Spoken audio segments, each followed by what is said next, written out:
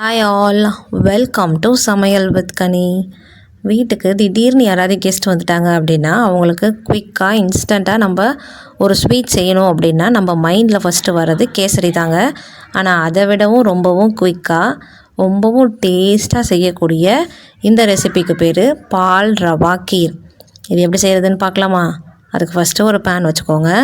Pan நல்லா சூடானதுக்கப்புறம் 2 spoon நெய் விட்டுக்கோங்க.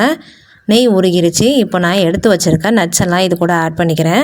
உங்களுக்கு விருப்பமான நட்ஸ் எல்லாம் ஆட் பண்ணிக்கோங்க. நான் இங்கே பாதாம், பிஸ்தா, கருப்பு உலர் திராட்சை ஆட் பண்ணியிருக்கேன். இது எல்லாமே நெய்யில் நல்லா வறுபடட்டும்.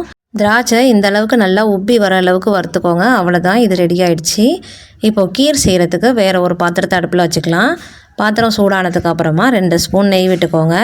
இங்கே நான் ரவை அரை டம்ளருக்கும் குறைவாக எடுத்திருக்கேங்க. சின்ன டம்ளரால் அரை டம்ளருக்கும் குறைவாக எடுத்திருக்கேன். இதை நெய்யில் போட்டு நெய்யில் நல்லா வறுத்துக்கோங்க. வாசனை வர அளவுக்கு நல்லா வறுபடட்டும். இந்த அளவுக்கு இது நல்லா வறுத்ததுக்கப்புறமா நான் இங்கே 3/4 லிட்டர் லோ ஃபேட் மில்க் எடுத்திருக்கேங்க. அதை இது கூட ஆட் பண்ணிக்கிறேன். நல்லா கலந்து விடுங்க. ரவை அடி பிடிக்காமல் கட்டி தட்டாத அளவுக்கு நல்லா ரவையாக கலந்து விட்டுக்கலாம். நீங்கள் ஃபுல் க்ரீம் மில்க்கு கூட எடுத்துக்கலாங்க. ஆனால் செஞ்ச உடனே நான் சாப்பிட போகிறேன் அப்படின்ற பட்சத்தில் எந்த பால் எடுத்தாலும் அதில் நீங்கள் தண்ணி கலக்க வேண்டாம். நீங்கள் செஞ்சு 2-3 ஹவர்ஸ் கழித்து தான் சாப்பிட போகிறீங்க அப்படின்னா அதில் நீங்கள் தண்ணி கலந்துக்கோங்க. ஏன்னா ஃபுல் க்ரீம் நீங்கள் எடுக்கிறீங்க அப்படின்னா அது ஃபுல்லாக க்ரீமாக இருக்கும், ரொம்ப க்ரீமியாக இருக்கும். அதே சமயம் ரவையும் நல்லா இருக்க ஆரம்பிச்சிடும். அதனால் தண்ணி கலந்துக்கோங்க. பால் நல்லா கொதிக்க ஆரம்பிச்சிருச்சு.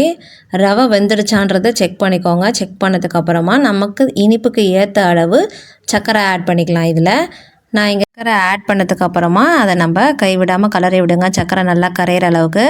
இப்போ பாருங்கள், ரவையெல்லாம் வெந்து நல்லா உபரியாக ரெடி ஆகிருக்கு. இந்த இடத்துல நம்ம நுணுக்கி வச்சுருக்க ஏலக்காய் தூளை ஆட் பண்ணிக்கலாம். அவ்வளோதான். இது நல்லா ரெண்டு டைம் கொதிச்சதுக்கப்புறம் ஆஃப் பண்ணிவிடுங்க. நம்ம ஏற்கனவே இங்கே வறுத்து வச்சு நட்ஸ் எல்லாத்தையுமே இது கூட சேர்த்துக்கலாங்க. உங்களுக்கு விருப்பம்னா இந்த இடத்துல குங்குமப்பூ ஆட் பண்ணிக்கோங்க, கலருக்காக தான். வேறு எந்த ஃபுட் கலரும் இதில் ஆட் பண்ணாதீங்க. அவ்வளோதான். இதை சேர்த்ததுக்கப்புறம் லைட்டாக கலந்து விட்டுருங்க.